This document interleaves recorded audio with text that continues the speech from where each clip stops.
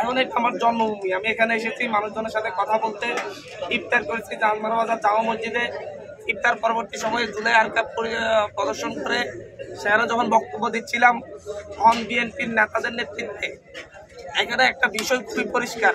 BNP বারবার বাংলাদেশের মধ্যে দেখায় যে তারা ওরে বহিষ্কার করছে, তারে বহিষ্কার করছে, কিন্তু দেখা যায় যে পদধারী নেতারা যারা যেমন হচ্ছে এখানকার সাবেক এখানকার বিএনপি সভাপতি, সেক্রেটারি, উপজেলা সাংগঠনিক সম্পাদক সহ অনেকের নেতৃত্বেই মূলত হচ্ছে এখানে হামলাটা হয়েছে। তাদের সাথে বহিষ্কৃত নেতারাও ছিল। তারা মানে হচ্ছে সবাই একা, তারা চাঁদাবাজি করার কারণে বহিষ্কৃত হয়, কিন্তু হচ্ছে মেইন নেতারা তাদেরকে শেল্টার দিয়ে আমাদের উপর হামলা করে।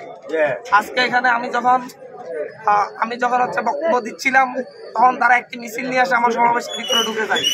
একেবারে ভিডিও সহ আছে তারা কিভাবে আমাদের পায়ে পা দিয়ে হামলা করে। তখন আমি সেখান থেকে বের হয়ে এইদিকে এসে এর প্রতিবাদে ওরা আমাদের লোকজন উপরে হামলা করে। তখন আমি এখানে এসে রাস্তায় বসার পরে ওরা ওই দিক থেকে সরে যায়। অনেকেই এসেছে আমার সাথে কথা বলতে। আমি তাদেরকে বলেছি যে আপনারা যারা আমাদের উপর হামলা করেছে তাদেরকে ধরে পুলিশে দিন। তারা এখান থেকে গিয়ে পশ্চিম মাথায় গিয়ে সেখানে লাঠি, ছোটা, বগিদা, অস্ত্র শস্ত্র নিয়ে আপনারা ভিডিও তো দেখেছেন। টানা সপ্তমবারের মতো বেস্ট টিস্যু পেপার ব্র্যান্ড হিসেবে স্বীকৃতি পেয়েছে বসুন্ধরা টিস্যু। তা নিয়ে অস্ত্র শস্ত্র নিয়ে তারা হচ্ছে আমাদের উপর পরে আবার আরেকটি দফা হামলা চালায়। আমরা এখানে এই জায়গায় আমার মাথায় পর্যন্ত হচ্ছে তারা বাড়ি দেয়, আমার মাথায় ইট মারে, হচ্ছে আমার পাশে ওনাকে কোপ মারে, ওর মাথায় কোপ দেয়, এভাবে এবং আরেকজনের মুখের মধ্যে লাগে। হসপিটাল আছে আরো 2-3 জন, সব মিলে আমাদের 50-এর বেশি আহত হয়। এখানে খুবই নিরাবিলি ভাবে আমরা বসছি। এখন আমরা এই সাংস্কৃতিক কর্মসূচির মাধ্যমে আমরা এই সন্ত্রাসবাদের প্রতিবাদ করে যাব। আমরা খুব শান্তিপূর্ণ একটি সমাজ চাই, শান্তিপূর্ণ একটি রাজনৈতিক ব্যবস্থা চাই।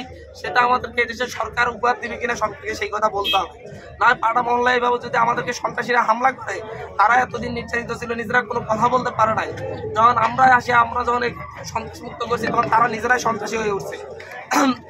তারা বাস স্ট্যান্ডে চাঁদাবাজি, তারা হচ্ছে নিমতলিতে মানুষের জমি ধান নিয়ে যাওয়া সহ অনেক ধরনের নিউজ তাদের বিরুদ্ধে হয়েছে।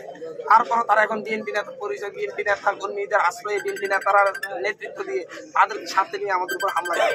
এর চাইলে দুঃখের আর কিছু হইতে পারে না।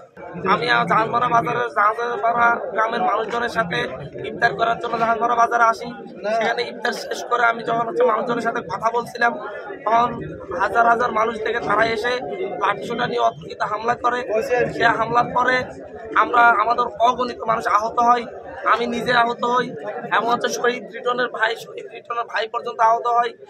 পাশাপাশি এই জায়গায় তারা আমাদের এখান থেকে আমার গাড়ি ভাঙচুর করে এবং হচ্ছে 5-7টা কি 7টা আমাদের মোটর বাইক নিয়ে চলে যায়। এখনো তারা দুই পাড়ে বাজারের দুই পাশে তারা এখনো মহড়া দিচ্ছে অস্ত্র নিয়ে। আমি বলেছি যে হচ্ছে আমি এখানে এসেছি, এখানে আমি বসে থাকবো, মেরে ফেলুক। আমরা এসব ভয় পাই না। শেখ হাসিনার বিরুদ্ধে আমরা লড়াই করছি, হাতিয়া সন্ত্রাস মুক্ত করার জন্য আমাদের লড়াই চলবে। হাতিয়া করার জন্য আমাদের যে লড়াই, যে সংগ্রাম, সেটা চলমান রাখা হবে। সুতরাং মানুষ যে ভালোবাসা দেখাচ্ছে, হাতিয়ার যে ভালো মানুষগুলো আমাদের কাছে আসতেছে, আমরা বলবো আপনারা সবাই আসেন, আমরা একসাথে বসি, একসাথে প্রতিবাদ করি। আর না হয় আমরা আবার জিম্মি হয়ে যাব।